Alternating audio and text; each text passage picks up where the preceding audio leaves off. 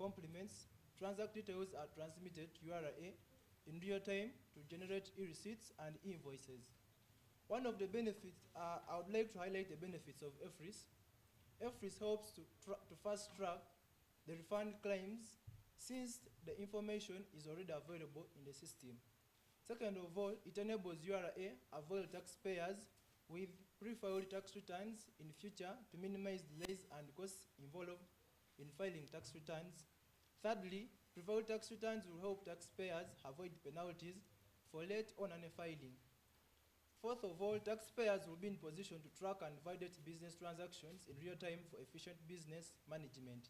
Then lastly, the solution eliminates the risk of physical loss to tax invoices as transaction data of copies are digitally stored in the system. Mr. Speaker, sir, right now, Uganda, we have a tax burden of 11.8% compared to Kenya, which has a tax burden of 17%. So apparently we have a lower tax burden, and this is, I can say, a big threat to our economy if at all we cannot raise enough taxes to support our economy. This system is not only increasing the tax collections, but also alleviate the tax burden on compliant taxpayers, thus fostering contributions towards national growth and development. So this system was established in 2020 and it became effective in January 2021. But since then, the tax base has shifted from 1.7 million people to 4.2 million people, whereby the VAT was increased from 15% to 18%. So,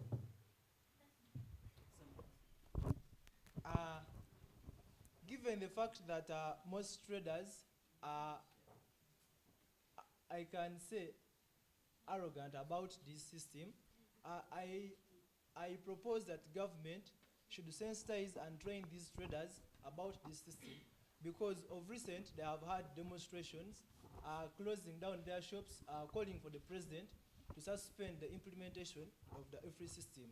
But to me, in my view, suspending the IFRI system would cause a big loss to the country. So I would therefore urge the government to conduct comprehensive training and public awareness campaigns for the successful implementation of the electronic physical receipting and invoicing system. I beg to submit, Mr. Speaker. Thank you very much, Honorable. How are we doing, Honorable members? So thank you very much. I have been guided on a number of things. And moving on, we shall proceed, as a fellow Honorable member said, as a real house. So we are going to vote on whether we should debate on this motion. But first, the way we shall vote is that we shall all vote at once. So if you're up for the motion or against it, yeah, we shall all speak at once, and I will determine whether we proceed or don't proceed with the motion. Yeah. So we have a motion before us, moved by the second mover, and it's that point that we vote for this motion. So, honorable members, should we adopt this motion?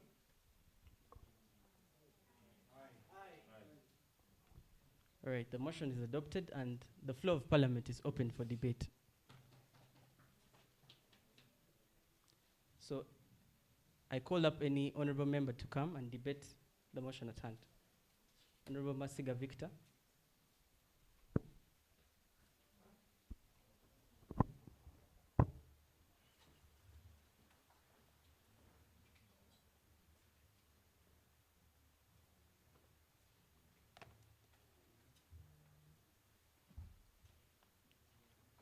All protocol observed. Right Honorable Speaker, honorable members, my name is Masiga Victor Enoch, representing Mukono. To proceed with a motion today on whether we should have awareness in as regards to the new EFRIS tax, I will basically, first of all, present on how exactly, what is the necessity of this tax, or why exactly do we require awareness on this tax. Now, the problem that we are having currently in Uganda is the fact that this tax has been, there's a propaganda going around this tax, whereby people really believe that this tax is meant to it's basically like double taxation. However, it's not double taxation in and of itself. It is rather a way of the government protecting the traders from exploitation. So it is not the government exploiting, but rather it is the government protecting exploitation from these middlemen. These middlemen who call themselves container men, these men who basically are they are Honorable container member. leaders. Before you submit, please guide the House. Is the IFRIS system a tax It or is it's a system? it is not really a tax. Pardon me for that. It is basically an electronic fiscal receipting and invoicing solution, which basically entails the use of electronic fiscal devices, what we would call EFDs, and then e-invoicing, or we have direct communication with the business owners through their business transactions. So that we realize that before, with the traders, that what has been going on in the country is there has been dodging of VAT. So when we see that dodging of VAT, it is basically the problem that comes at hand. So I would really support the motion in the affirmative because of the grounds that there is propaganda and that propaganda has to be corrected. It is why I would support that there should be awareness in as regards to the electronic fiscal processing, electronic fiscal receipting and invoicing solution. I beg to submit. Thank you, Honorable. Honorable Jotham.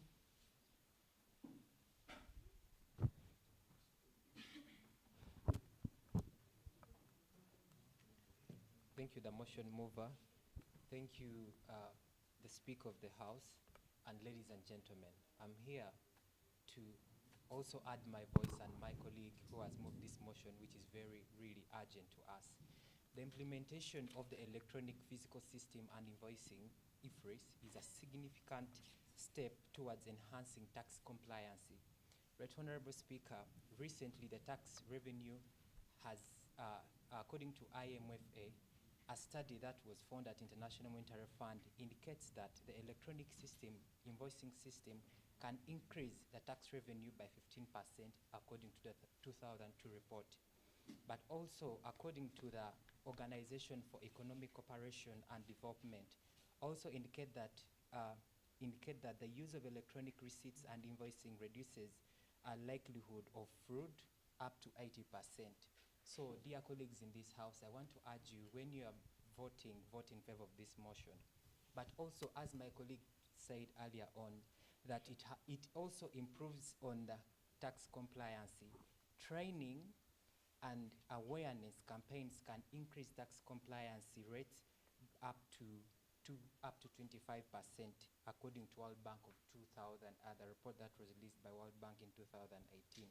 So, ladies and gentlemen, it is very urgent for us to see that we work with the stakeholders, we engage them and train them to favor our people, or the people in the business, at the same time government, to have a favorable system that can collect tax, that can be traced, tracked, and where people can also complain in case of tax burdens and failures. As I leave this podium, my prayer is, Right Honorable Speaker, that the implementation of IFRIS has a potential to transfer tax landscape, but its success depends on this House. So if we vote in favor of this motion, you will have favored the people in the same sector that where the revenue, you'll have favored the revenue taxman, also the people who are using IFRIS. I beg to submit, Right Honorable Speaker. Thank you. Yes, I want a lady to submit on this motion, Honorable Irene, and then we shall have Honorable Chinabire closing.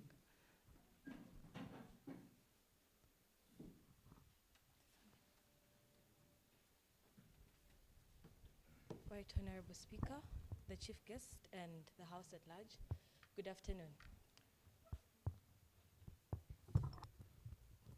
We have had my fellow colleagues submit on the importance of sensitization about IFRIS. And I'm here to tell you how can this be done. We have realized that IFRIS is going to help us when it comes to tax revenue increase, reduction in fraud, as well as improved compliance, and not forgetting the economic growth it brings to our country. But then the motion mover is speaking about the sensitization of the people. Because what we saw recently was people striking out of ignorance. But then how are we to educate our people and let them know that this is not double taxation, but rather a system to help the country at large? Because the motion that was first debated was on infrastructure, but we cannot have development of infrastructure if our taxation system is being infringed on. It is true that the Ministry of Finance acknowledged that it is important to indeed sensitize the people about the IFRIS. But then how are we to do this? There should be allocation of funds on, one, training programs for businesses and taxation authorities. Equally, have public awareness campaigns through media and outreach programs. Have a funding for development of educational materials and resources, and not forgetting evaluation and monitoring of training and awareness campaigns. This is how we are able to sensitize the country, the people, on the importance of IFRIS and the benefits it brings to the economic progress of our country. I beg to submit. Thank you. Honorable Chinabere, thank you very much.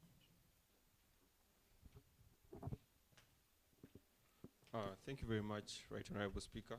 My name is Chinabere Andrew. Now, for me, when I look at the motion that we're having right now, and I think this is a problem that we are having generally in Uganda with so many policies that have been brought up, and that is the problem of English, if I'm to say. Because if you're to look at IFRIS as a system that was proposed by the government, it is for something good and it is something that has worked elsewhere. But usually, the government of Uganda and the people that think for it always bring these things with a lot of English. They package them in a lot of English. And this is so with the other bills that have been brought up, even in climate change and other spheres of life. Now, what does that bring? That is going to bring a problem of manipulation from people who are trying to spread a certain propaganda. You see, when IFRIS came, when the debate of IFRIS came, we saw that so many people tried manipulating this and brought it in a political sense, that the government of Uganda is trying to overtax the people of Uganda. And to a layman who is in Chikubo somewhere, trying to make a living, money for the day, once they hear this, they don't want to think twice. What they are going to do is follow what their so-called heads are telling them. And for me, I think that is the problem. Even before we start debating on how to sensitize the masses, on the value of IFRIS and all that, we should sensitize the masses on the problem of politicizing and engaging in certain debates about policies, because that is the major problem we are having in Uganda today. And being the fact that majority of Ugandans are youth who are political in nature, anything of this nature is bound to strike them off, whether they understand deeply what it means or not. So the major problem as a country that we need to fight is the issue of propaganda. Because if there was no propaganda and the propagandists that spread this propaganda, then we wouldn't have a problem with the IFRI system, because it is something that is to help fight issues such as corruption, fight issues such as misuse of taxes and the misappropriation, So even before the debate of IFRIS and its implementation is brought up, we should make sure that what is put on table is what is understood, and that is fighting propaganda. Because propaganda has always been there, and it has had an effect on so many generations. Way back from the French Revolution, propaganda has always been an issue, So if we do not fight the issue of propaganda and the way politicians nowadays are trying to bring it up, then we're not going to have effective implementation, even if we say that we are going to sensitize masses. Because the people who are supposed to sensitize masses are the people that are spreading the propaganda to them. Thank you very much. I beg to submit. Honorable, before you leave the podium, how do you propose that we fight the propaganda that is leaving guidance? Now, thank you very much. Now, the propaganda, because when you look at, for example, when you take into consideration the IFRI system, propaganda came from the opposition politicians. Sorry to say. They told us not to politicize this, but it came from the opposition politicians. That they have brought something to the House, but because people want to use this as a way of manipulating the people. Point of information. Point of information granted. 30 seconds. Thank you, Right Honorable Speaker.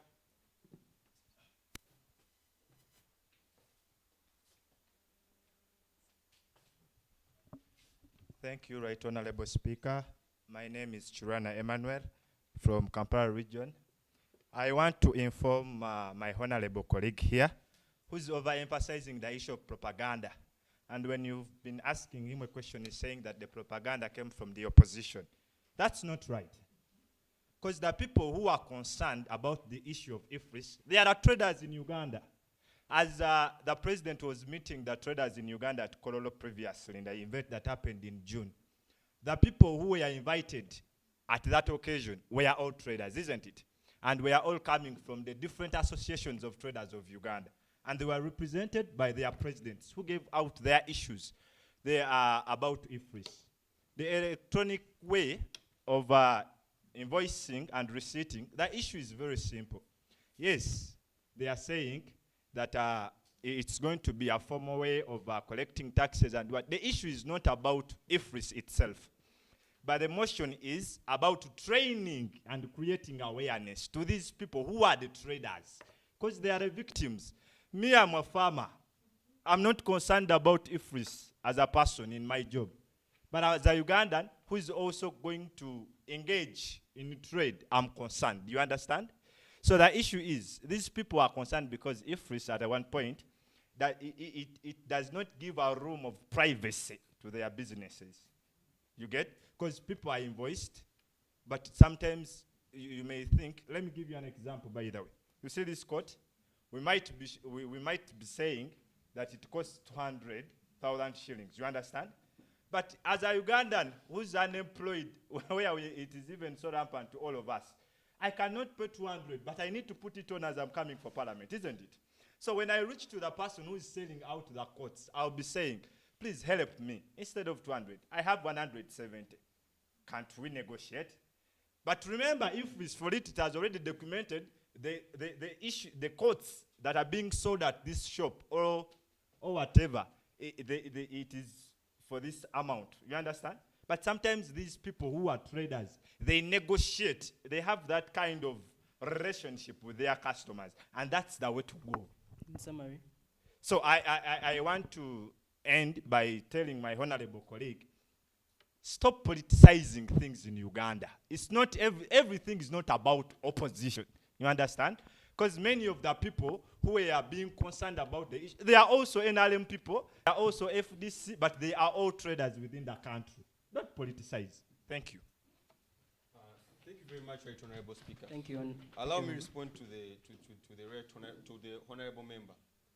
When you ask me a question, you asked me who was spreading the propaganda, and I was giving you information. Yes, I said that this propaganda that I was talking about, maybe he did not listen to me well. I told you that this propaganda came from the opposition politicians. Why? This bill was not brought to parliament by the opposition. This bill was brought to parliament by the government. Yes? It is the opposition, I'm not politicizing, but it is the opposition that is out there telling people that the government is overtaxing you. Go to the street and protest. You know, go to the street and close down your shops. You know, so me saying that it is the opposition politicians, I'm not saying that I'm trying to politicize this. I am just talking about where the problem is coming from, because the problem is not the IFRI system. The problem is the information and how it is being sold to the people, and that is what I am talking about. Thank you very much. Yes, thank you very much, Honorable. Pardon, I didn't hear you. Granted, 30 seconds, please.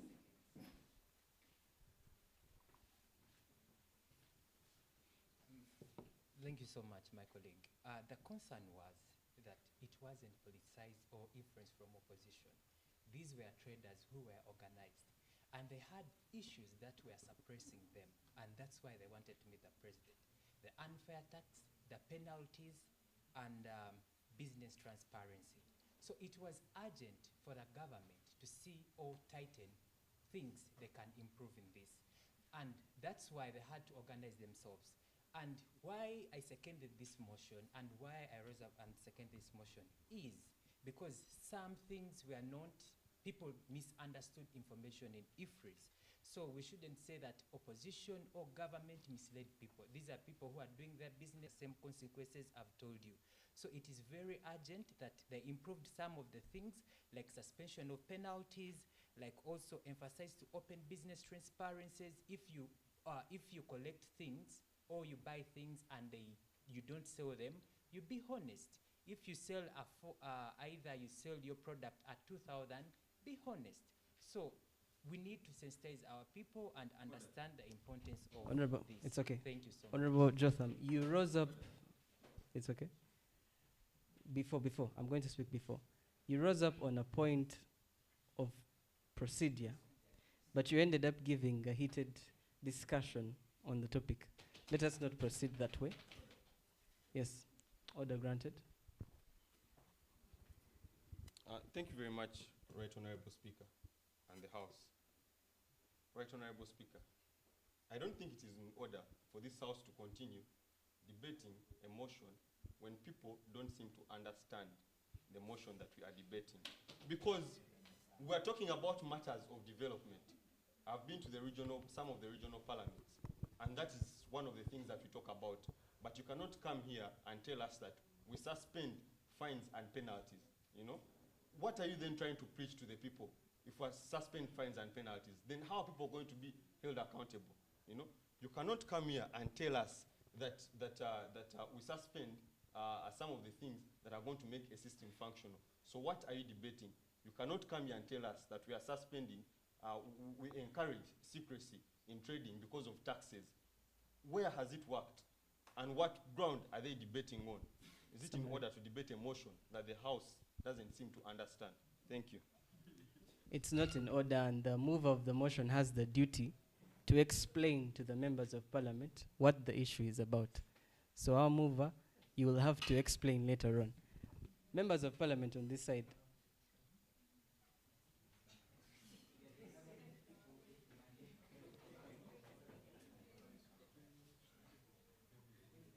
Yes, members of parliament.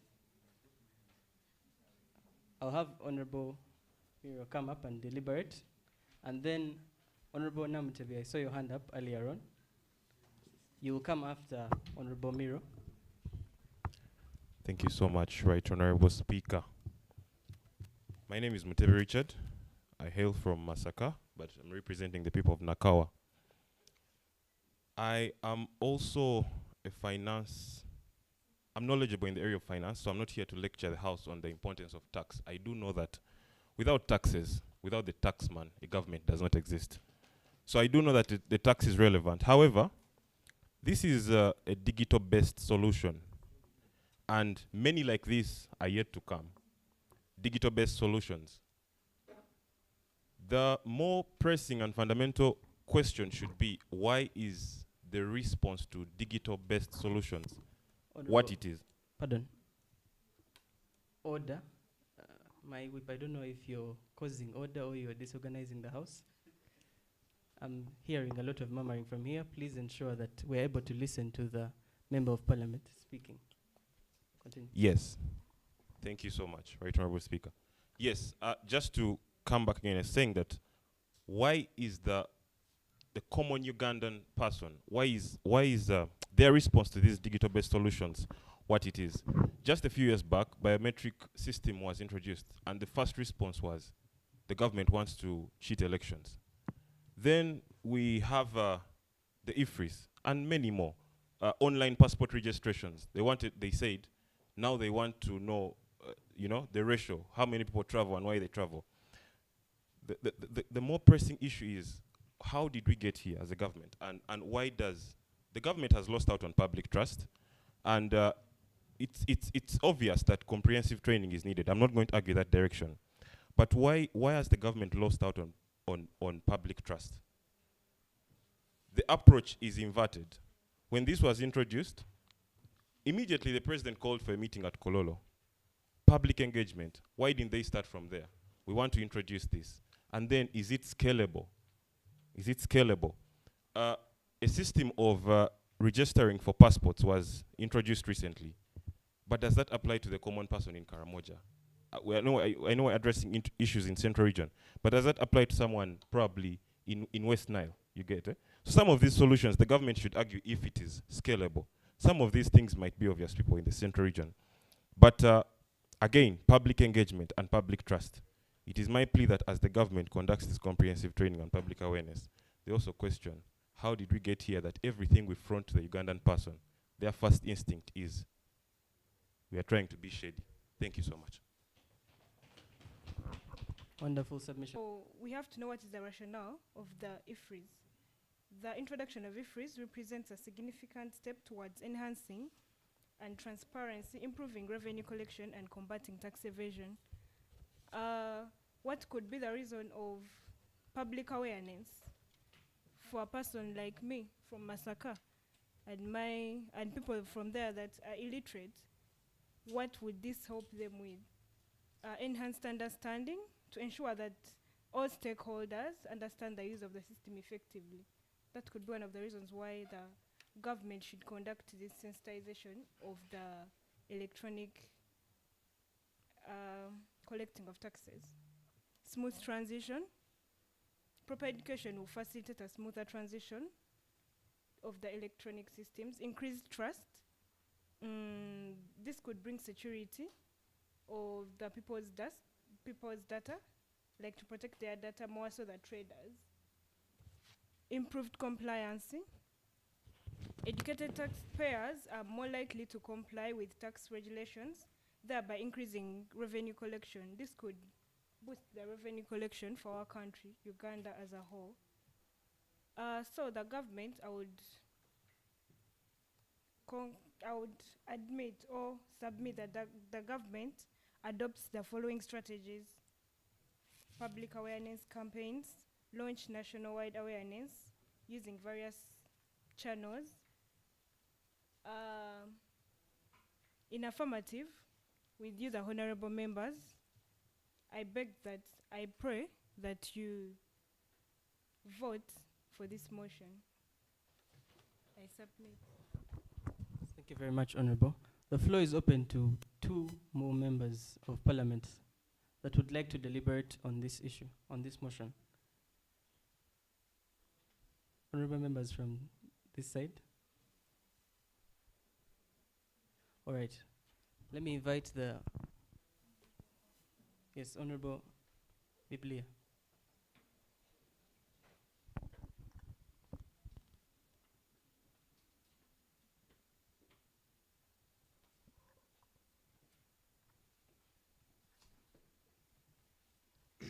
Right, Honorable Speaker, sir, the whole House, I greet all of you in the name of Jesus Christ.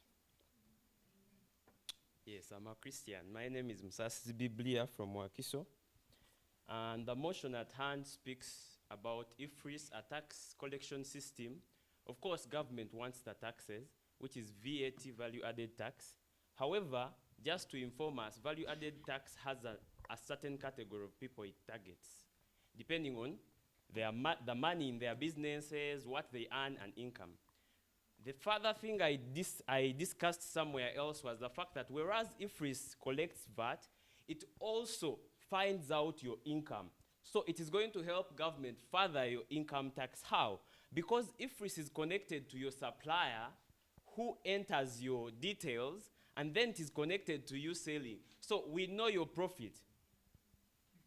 Regardless of whether we can change the selling price after buying, I know your profit. So I'm going to also tackle that direction.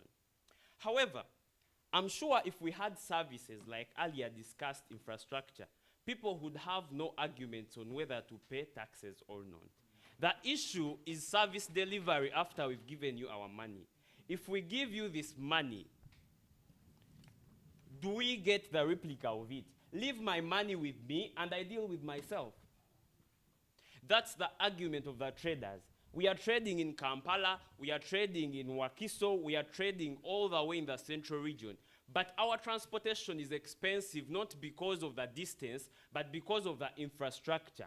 The education of our children and us is very expensive in Kampala, trust me. Even government schools are paying fees. So why should we give you our money, yet we are also paying for the services that you should provide? That's the question the traders are posing to the government. Yes, most of our traders are illiterate, I can say, but they're just illiterate in the angle of education, primary, secondary, and university. But they are very literate about many factors you can't even discuss. I saw them discuss at Kololo, and they were very aware. So the awareness we are speaking about here is not them speaking about IFRIS or knowing about it. They know because they are dealing with the system. You're talking about what you haven't dealt with before.